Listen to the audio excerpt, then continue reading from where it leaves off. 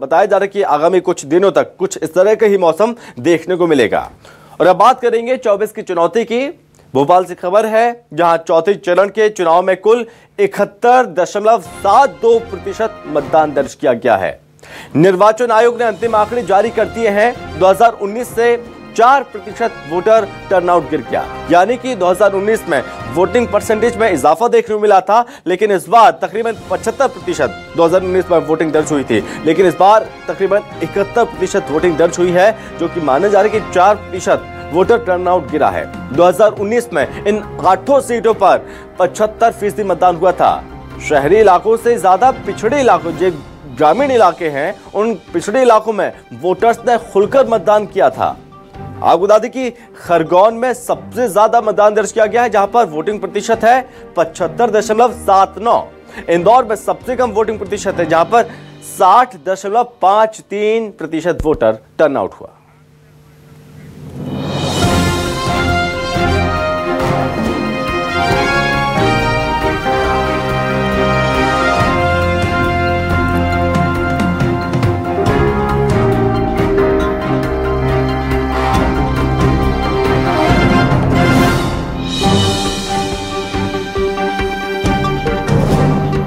ज्यादा जानकारी के साथ हमारे सहयोगी अलग अलग जगहों से जुड़े हुए तमाम चीजों को समझने की कोशिश करेंगे। अगर हम बात करें धार की, हमारी सहयोगी रेणु अग्रवाल हमारे साथ जुड़ रही हैं, और इंदौर से हमारे सहयोगी चंकी वाजपेयी हमारे साथ जुड़ रहे हैं। सबसे पहले धार का रुख कर लेते हैं। रेणु, अगर हम बात करें धार की, 2019 में वोटिंग प्रतिशत क्या था, और इस बार किस तरह से वोटिंग प्रतिशत देखने को मिल रहा है धार में? जी, आपको बता दें कि इस बार जो है कल शाम को 7 बजे तक का जो वोटिंग परसेंटेज है वो 72.82 था, और बदनावर में सबसे अधिक वोटिंग परसेंटेज रहा है 76.88%, और वही कुक्षी में सबसे कम जो है 60.848% रहा है। पिछली बार की तुलना में जो है 2.4% जो है मतदान कम हुआ है, लेकिन जो 2014 का मुकाबला देखा जाए तो अधिक मतदान हुआ है। हालांकि आंधी तूफान बारिश भी जो है वोटरों को नहीं रोक पाई है। वोटर लगातार जो है वोटिंग बूथ की ओर गए हैं, और लगातार लंबी लंबी लाइनें देखी गई है। मौसम का मिजाज भी लगभग 4 बजे के करीब बिगड़ा था, तो फिर भी उसके बावजूद भी वोटिंग परसेंटेज जो है काफी अच्छा कहा जा सकता है, जिसमें दिव्यांगों, महिलाओं में काफी उत्साह देखा गया है।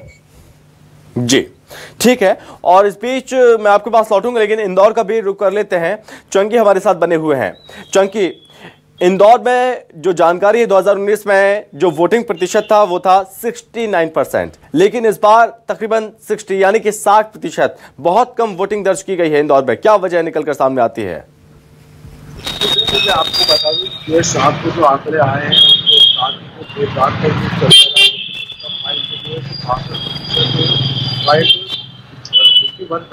जो वोटिंग यहाँ पर कर सकते हैं, उसके साथ बता दें इंदौर शहर के जो पिछली बार इस तरह से चुनाव हुए थे उसमें, और इस बार जिस तरह से कांग्रेस के जो प्रत्याशी काफी कम है, उन्होंने बीजेपी ज्वाइन कर ली थी, उसकी कुछ नाराजगी जो है कि वोटरों में देखने को मिली है। लेकिन अगर बात की जाए इंदौर जिले में सुबह से ही जो है कि वोटिंग का प्रतिशत अच्छा रहा, लेकिन दोपहर में 12 बजे के बाद में लगातार जो मतदान केंद्र वो गर्मी के चलते सूने नजर आए। उसके बाद में जब देर शाम को मतदाताओं का रुख था कि शाम को जो है कि थोड़ी ठंडक होगी, उसके चलते हम जाएंगे मतदान करने, लेकिन उसके बाद अचानक से जो है कि बारिश का रुख हो गया था, और उसकी के चलते जो मतदान प्रतिशत में भी असर पड़ा है।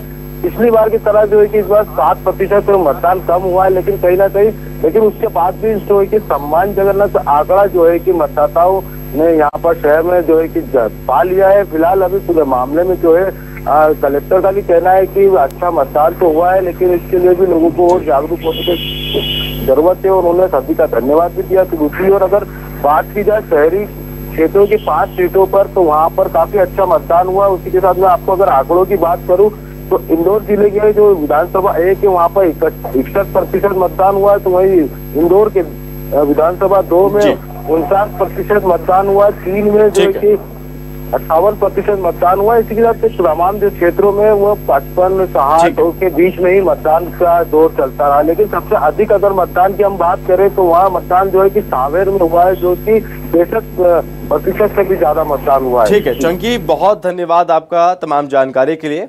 रेणु, मैं आपके पास लौट रहा हूँ वापस और आपसे समझना चाहूंगा कि जो बीजेपी की कोशिश थी कि ज्यादा से ज्यादा मतदाताओं को पहुंचाया जाए मतदान केंद्र और मतदान प्रतिशत में इजाफा हो, जो कोशिश निर्वाचन आयोग की ओर से भी की गई थी, क्या वो कोशिश रंग लाई? और दूसरी तरफ अगर हम बात करें वोटिंग परसेंटेज के बीच कि महिला मतदाताओं में कितना जोश देखने को मिला, जो फर्स्ट टाइम वोटर थे उनमें कितना उत्साह देखने को मिला, जो पुरुष मतदाता थे उनमें कितना उत्साह नजर आया?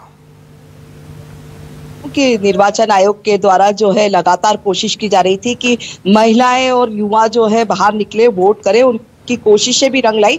लगातार 1 से 1.5 महीना हो चुका था, लगातार कोशिश की जा रही थी। भारतीय जनता पार्टी भी जो है लगातार दूसरे प्रदेशों में जब वोटिंग हुआ था और वोटिंग परसेंटेज कम था तो उसको लेकर भी उन्होंने कमर कस ली थी। सभी नेता एक स्वर में अपने बूथ के कार्यकर्ताओं को कह रहे थे कि आप सब को जो है वोटर्स को जो है मतदान केंद्रों तक लाना है, और उसकी कोशिश भी जो है कल हमने देखी कि मौसम का मिजाज बिगड़ा हुआ था, बारिश हो रही थी, आंधी तूफान आ रहा था, उसके बावजूद जो है महिला वोटर, युवा वोटर जो है पुरुष वोटर लगातार मतदान केंद्रों तक पहुंचे हैं। हालांकि 5 बजे के बाद ज्यादा मौसम बिगड़ा तो जो पिछली बार के मुकाबले 2.44% मतदान कम हुआ, तो वो कह सकते हैं कि जो वोटर्स है वो केंद्रों तक, मतदान केंद्रों तक नहीं पहुंच पाए। और जहां हम बात करें कुक्षी विधानसभा क्षेत्र की तो वहां पर विषम परिस्थितियां हैं, पहाड़ है, नदी है, उसकी वजह से भी जो वोटर है मौसम का मिजाज बिगड़ा हुआ था, नहीं आ पाए। लेकिन भारतीय जनता पार्टी के नेताओं के द्वारा लगातार वोटरों को लाने की कोशिश की गई, जिसका ही परिणाम था कि आंधी तूफान बारिश के बावजूद जो है 72%